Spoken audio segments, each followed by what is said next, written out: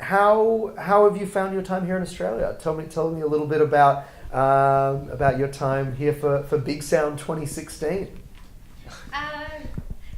This is actually my first time in Brisbane, and prior to that, I've actually never been to Australia except for Perth for the Western Australia Music Festival, and it was I never got to see much of Australia, to be honest, which is kind of sad. But I really always wanted to come out to the Outback. I really do love the music here more than anything else, though. Everyone can't stop talking about Kevin Parker. He's like the pride and joy for like the indie scene in Australian music, and I think it's quite awesome to be able to see. I mean, over the years, I've got lots of friends from Australia, and I've heard a lot of great music coming out from here. But the music has always been very rock centric, and then now it's kind of awesome for Australia to kind of almost find its sound. Kind of like this uniqueness as well that really separates itself from anywhere else in the world.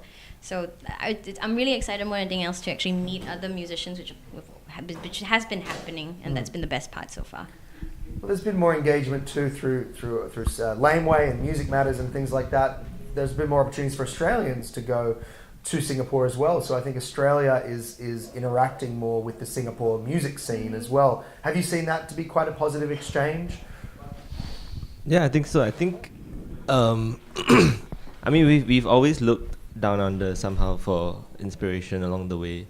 For me personally, like Australian music, because I have some cousins here, so they will give us stuff from here for us to listen to when we are back home. But over the years, like Melbourne and Sydney have been pushing out like really good soul music as well, and that's quite crazy because that's up like my alley, for example. So like, it's constantly evolving as we evolve as well, and it's very inspiring to see what comes next, because you guys are always somewhere way in front, alone in at the side of a rock face and making great music, I don't know. So like, just watching what happens or what's hot or what comes out next from the underground here is very exciting. Do you find that there's more focus now outside of, so not just talking about Australia, but looking to the broader Asia region, into Malaysia or further north, for Singapore music as well? I find especially for our band, because we don't have any vocals, so in that sense we have lifted the barrier of language, and we've got people from all over Asia who like our Facebook page, who comment on it, who send us private messages all the time. Not lewd stuff, but sometimes just telling us that they like our sound and all that in broken English sometimes, but we get them, and that's cool because, as we mentioned just now, the internet just allows that sort of reach, and there are a lot of good acts coming out of those countries as well, which we find and discover via the internet. Yeah. Is there anything that you think could help improve the Singapore music scene? Anything that's lacking right now? Personally, I think we need more venues. I think that's the biggest thing. We need more gig venues, which we don't have. Mid-size, yeah. Not too big. Yeah.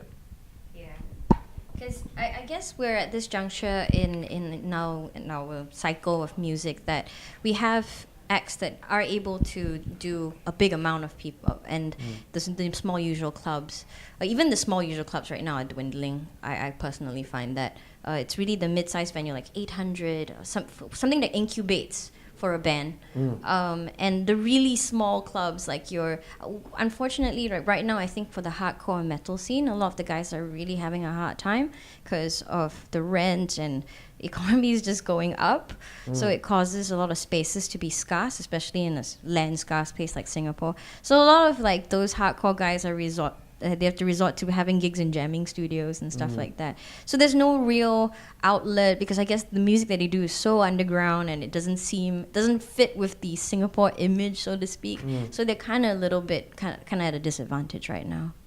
And it's not very easy just to throw a stage outdoors and no. Firstly, with all the laws in place, but also Tim would have something to say about this. and the mosquitoes right now, man. You've all got the Zika virus, I'm guessing. Yeah. So I'm part of a small little live music platform called the Kertai Group, And we try to do that. We try to put a huge stage in the middle of Chinatown. And it was almost a nightmare in the sense of all the regulations and all the licenses that you have to clear. Like, there are at least more than 6 that you have to go through, and you have to go through reviews just to start putting up the stage, for example. Just for one night. Yeah, just for 2 or for 1 night. Like, basically however long you need to put up a gig. So ideally, where the scene is moving, I think we know that we are the ones that have to create the spaces and everything, but a lot of us haven't really dealt with all the red tape in that sense. And it's a really, really tedious process, and half the time the questions that the police or the National Environmental Agency ask you are so unrelated to what the scene is about and what you want to do, because they just don't really understand it yet. But I think it has to be done slowly, but it's a really painful process in that sense. To make up for the lack of mid-sized venues and actual venues that are there for music, Yeah. It's the culture.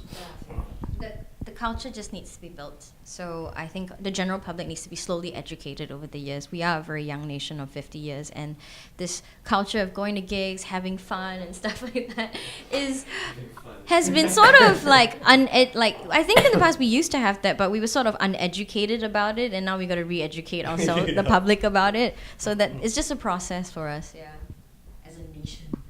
Wow.